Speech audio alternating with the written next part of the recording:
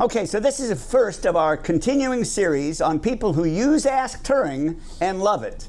We are overwhelmed, but the first one is Steve Chapple, who's both a writer, a videographer, and a friend. And he used it without us knowing. And now, Steve, meet my partner, co-founder Guy Reams.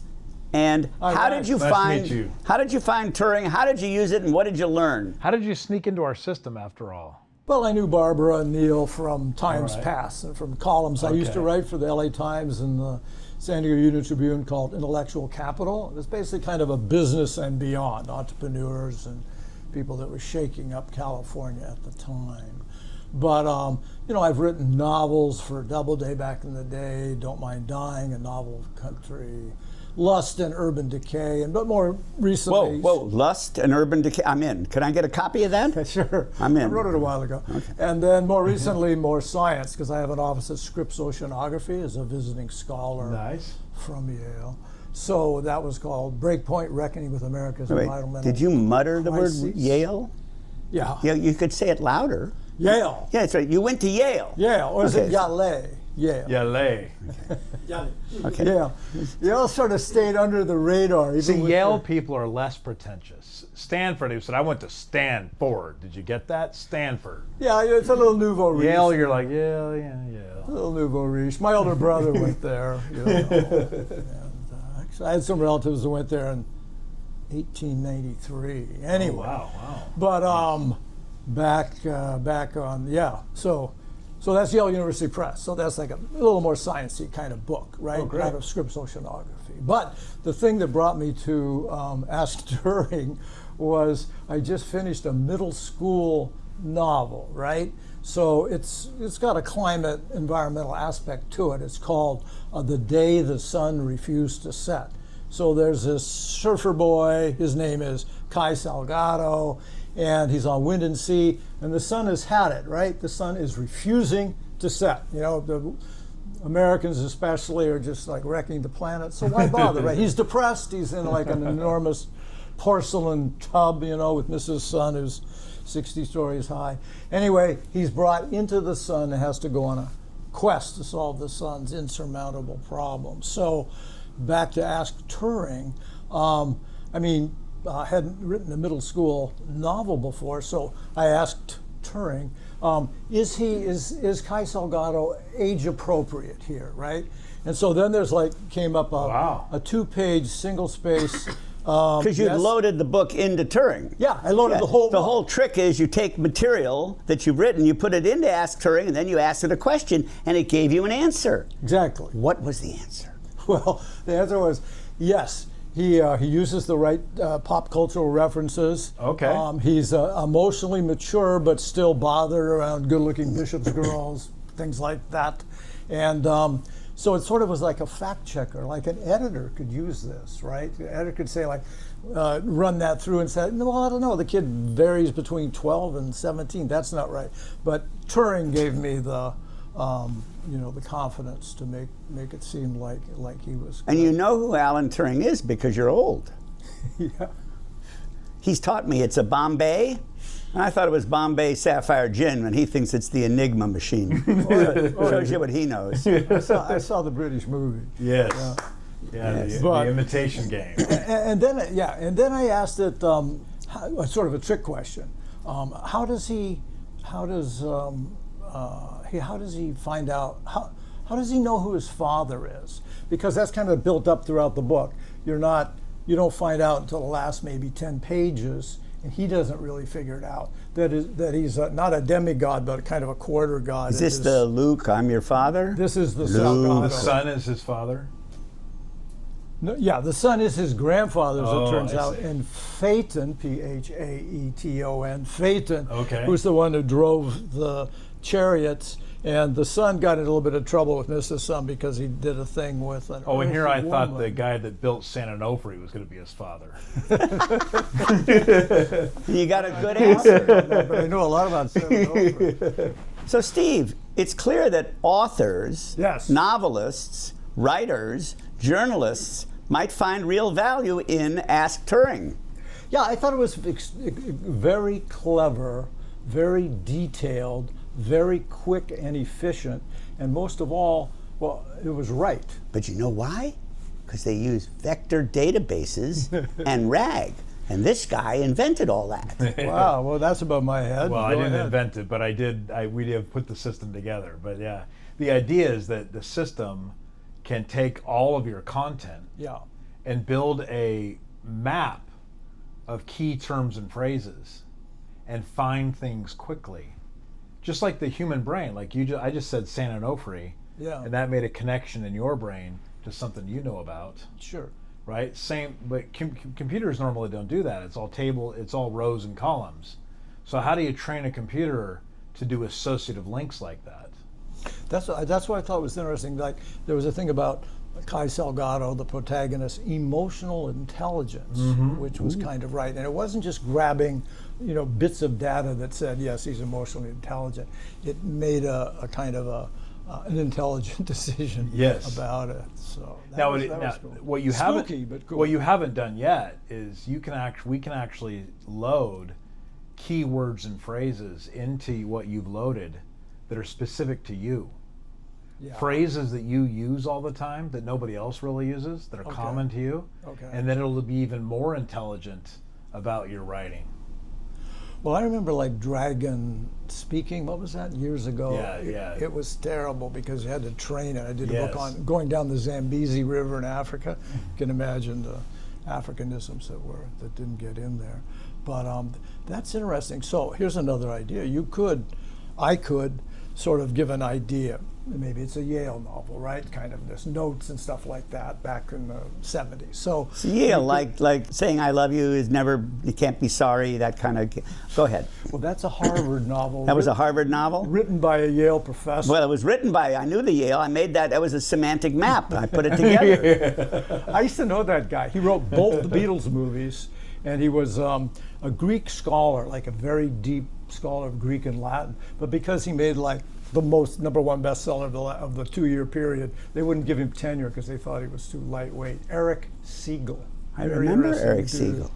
Yeah. He did not get tenure because he was too rich and too lightweight. Well, he wasn't light. He was lightweight as well as being heavyweight, but the lightweight bothered the mucky mucks in the Greek department. Now I think it would be okay. We haven't gone to Yale yet to offer our software. We'll delay. Make sure the patents are good. We have good patents, but go ahead. You were going to explain. You were thinking of something else we could do. Okay, so let's say I'm just talking, right? So now you can go to like Sonics or any number of, even on a Substack, and it will transcribe it pretty well, right? Sonics. So now you have my voice. So I'm just talking my notes. I'm not writing them down. But then it's somewhat easier to, then you could, I guess, craft it somehow with my correct vocabulary, Yes. right? Or I could surreptitiously, like J.D. Salinger did, this is a funny idea with Catcher in the Rye. He sat in a soda shop every day in some place in Connecticut, right? And he just listened to the kids next door to get the dialogue right. Now the clever pedo could record the whole thing, and then somehow, I don't know quite how you do it, because how would you get Holden Caulfield's, I don't know. That's pretty advanced. You'd probably pass it by. Most teachers wouldn't catch that if Yes. you started out with the real Catcher in the Rye. Well, we actually have this ability to do this at some level. So explain it to me. Yeah, I mean, So we have the ability to train an engine on your intonation, your tone, your vowel choice, how you draw words out. We can train a model on that over a period of time, and that model can then start to mimic that.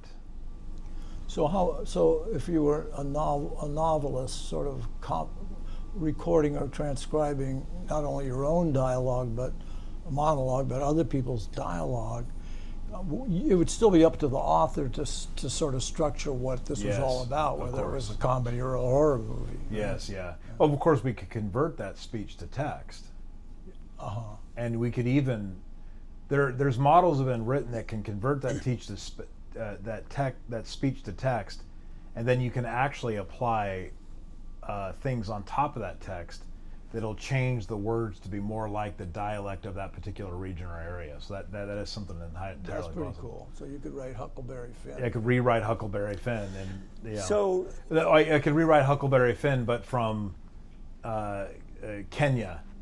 This is Huckleberry Finn if it was in Kenya, or Huckleberry Finn if it was in Madagascar. We're going to make you an offer now. So in our software, there's a feature called collections of other books. In other words, in the public domain, so we've loaded Shakespeare and Alice in Wonderland and Moby Dick, and when your book comes out, we'll put that book, with your permission, because it's copyright, we'll put it there, and people will ask it questions. Literally, you can go to Moby Dick and say, why was the whale white? And it's a completely answer that you would have gotten literally from the Moby Dick text. Okay. And I got a letter from Melville last day, and he thought it was pretty clever.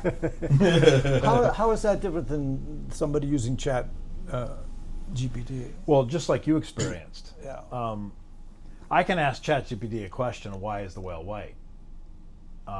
And it'll give me an answer based on what the human knowledge corpus has come up with over the last 100 Cliff's years. Notes and far beyond. It'll give you that answer. Yeah. But I can actually instruct AskTuring to only look at the book and only the book.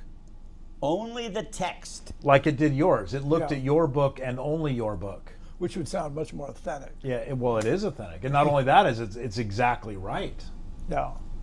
Well, it's as right as Turing thinks it's right. Yeah, I mean, well, you'd have to have Melville in the room. Yeah. Melville probably didn't even care. He's probably like, it's a gray whale, white whale, who cares? But I was surprised. I was surprised because it was just that one book, and I'm the author, so I'm Melville in that situation. So I was impressed.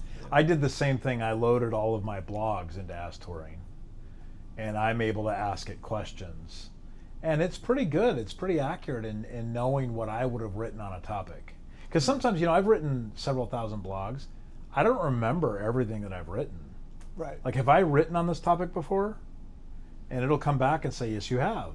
On this date, on this time, you wrote this blog on this topic. And it'll give me a quick synopsis of it, which is interesting. So I'm going to give you the end, and then I'll let you go back. Okay. Sure. So my fantasy would be, I'd like to ask Hammett about the Maltese falcon. We're going to load the falcon. Cool. But then we have a friend who's going to New York, who published my book, the one about Gina, and we're going to go talk to publishing houses, Simon & Schuster, for example. And we say, look, we understand copyright, and we don't want somebody to read the whole book or download the book or cheat on the book, but imagine if you could put the Lincoln Lawyer and you could just ask a few questions as if and calmly you're getting an answer only from the book. That will be fantastic. Now, we hope, we're going to try to convince the boys in New York that will also spur the sale of the book. Because you're not downloading the book. You're getting to access it, but you can't print it, you can't download it, you can't. We think that if you're an author or a journalist, people who have mounds of data constantly, that would be valuable. Now, that would be interesting for your middle school book. Ooh. Yeah. You load your middle school book in AskTuring, and we make it a public collection. That's what we're going to do. We said we'd do that. And then when a teacher is teaching using your book, they can have the class log on to AskTuring and ask your book questions. Like, who was your character's father, or what was his relationship to the son? Or you won't get that from ChatGPT because it's not your private, confidential SOC 2 data. There's a SOC. Okay.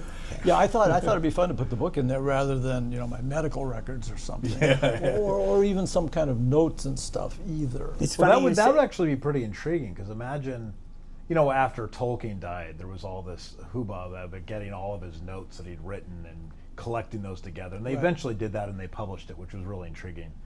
But what if the actual author of the book put all of their notes and background stuff and put that in there so that people could get more information than the book? I mean, for a fan, it would be kind of interesting. Well, staying on that literary level, you remember the Hemingway posthumous Garden of Eden, I think it was called? And there was some kind of risque, like two women and him, and people were trying on different bathing suits, and it was kind of like a little bit trance, but it wasn't a very good book. It didn't seem like Hemingway, and it was put together by New York rather than by. Well, they wanted money. Rather than by Turing. But right? you knew Turing could have done it better. We could have. your Turing. I don't know about the other Turing. This is Steve Chapple, author, scientist, videographer, and a friend. There you go. Thank you very much. Thank you. It's an honor to be on the ground floor.